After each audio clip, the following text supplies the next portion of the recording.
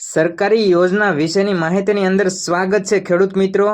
તો આજે આપણે વિડીયોની અંદર વાત કરવાની છે કપાસ ક્રાંતિ યોજના છે તેની અપડેટ માહિતી સામે આવી છે। તો તેના ઉપર તો ગઈકાલે આપણે કપાસ ક્રાંતિ વિશે જે યોજનાના વિડીયોની અંદર માહિતી આપી છે। સરકારે તાજેતરની અંદર 2 યોજના લાગુ કરી છે કપાસ પકવતા ખેડૂતો માટે, પરંતુ આજે ફરીવાર એક નવી નોટિસ જાહેર થઈ છે, તેના વિશે આપણે અપડેટ માહિતી જોવાની છે। ગઈકાલે આપણે જે કપાસ ક્રાંતિ વિશેના વિડીયોની અંદર માહિતી આપી હતી કે સરકારે તાજેતરની અંદર 10 તારીખથી જે ઓનલાઈન અરજી ચાલુ છે અને કપાસ ક્રાંતિ યોજના લાગુ કરી છે। તેની અંદર 2 પ્રકારની યોજના છે, એક ક્લોઝ સ્પેસિંગ ટેકનોલોજી એટલે કે તમારે નજીક કપાસનું વાવેતર કરવું, અને એક ઇન્ટિગ્રેટેડ જેની અંદર થોડા અંતરના ગાળામાં કપાસનું વાવેતર કરવું। અને તેમાં આપણે માહિતી આપી હતી કે સરકાર 2 હેક્ટરની મર્યાદામાં 14,000 અને 28,000ની સહાય ચૂકવશે, પરંતુ આજે આપણને જે નોટિસ મળી છે તેની અંદર સ્પષ્ટ કરવામાં આવ્યું છે કે સરકાર 14,000 અને 28,000ની સહાય આપશે, પરંતુ તે ખાતામાં ડાયરેક્ટ જમા કરશે તેવું હજી સુધી નક્કી નથી કરવામાં આવ્યું। અને માહિતી અનુસાર જે માહિતી આપણને નોટિસમાં મળી છે તે મુજબ સરકારે હજુ સ્પષ્ટપણે નથી કહ્યું કે ખેડૂતોને જે સહાય મળશે તે સીધી ખાતામાં મળશે કે બિયારણની કીટ દ્વારા મળશે, કારણ કે દિવેલા કીટ વિતરણની યોજનાને પણ આવરી લેવામાં આવી છે। કારણ કે સરકાર જો કપાસ ક્રાંતિ યોજનાની અંદર સહાય કરશે એ તો સ્પષ્ટપણે છે, પરંતુ બધા જ ખેડૂતોને સહાય પણ નહીં મળે, કારણ કે આ યોજનાની અંદર જે નવા નિયમો નાખી દેવામાં આવ્યા છે તેનો ઘણા ખેડૂત આગેવાનો વિરોધ પણ કર્યો છે। કારણ કે 10 તારીખે 10 જુલાઈએ આ યોજના લાગુ કરી હતી, તો ઘણા ખેડૂતોએ 10 જુલાઈ પહેલાં કપાસનું વાવેતર કરી નાખ્યું છે, 50%થી વધારે ખેડૂતોએ વાવેતર કરી નાખ્યું હતું। તો તેવા ખેડૂતોને આ યોજના નહીં મળે, તો તેવા ખેડૂતો પણ વિરોધ નોંધાવી રહ્યા છે।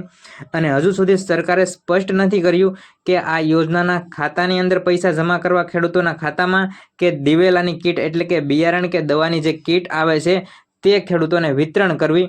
તો આ યોજનાની આપણને જે અત્યારે અપડેટ માહિતી મળી છે તે મુજબ આપણે આનું વેરિફિકેશન કઈ રીતે થશે અને આ યોજના વિશેની થોડીક બાંહેધરી છે તેની વિશે આજે ચર્ચા કરી લઈએ।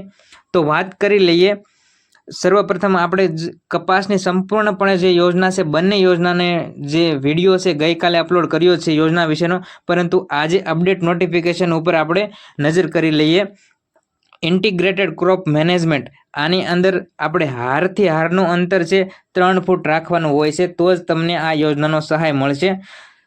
3 ફૂટનું અંતર અને એક છોડથી બીજા છોડની અંતર 2 ફૂટ રાખવાનું હોય છે। તો અત્યાર સુધી આપણે કપાસના ખેડૂતો છે ખેતી કરતા હોય છે, પણ આ પ્રકારની ખેતી ખૂબ ઓછા પ્રકારના ખેડૂતો કરતા હોય છે, જેથી કરીને તેઓને પણ આવો લાભ નહીં મળી શકે, કારણ કે 2 ફૂટનું અંતર એક છોડથી બીજા છોડની વચ્ચે રાખવું તે ખૂબ ઓછા પ્રમાણમાં ખેતી કરતા ખેડૂતો જોવા મળે છે।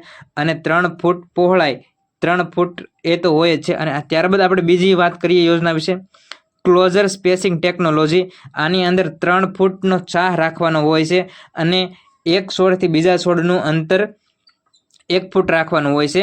આ પ્રકારની તો નોર્મલ તરીકે ખેડૂતો ખેતી કરતા હોય છે, પરંતુ જે આપણે પ્રથમ યોજના જોઈ કે 2 ફૂટનું અંતર રાખવું એક છોડથી બીજા છોડની વચ્ચે, તો મોટાભાગના ખેડૂતો એ પ્રકારની ખેતી નથી કરતા હોતા।